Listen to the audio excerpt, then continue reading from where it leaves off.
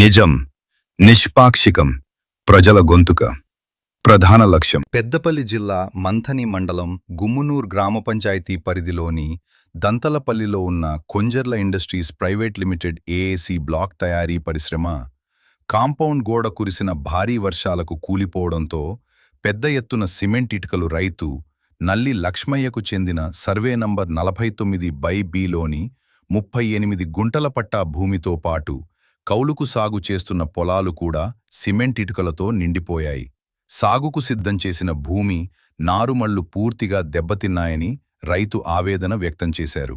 ఈ విషయాన్ని పరిశ్రమ యాజమాన్యానికి తెలియజేసినా ఇప్పటివరకు ఎలాంటి చర్యలు తీసుకోలేదని ఆయన ఆరోపించారు.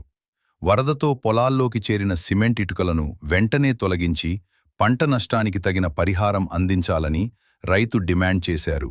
సంబంధిత రెవెన్యూ, వ్యవసాయ శాఖ అధికారులు ఘటన స్థలాన్ని పరిశీలించి న్యాయం చేయాలని నల్లి లక్ష్మయ్య విజ్ఞప్తి చేశారు.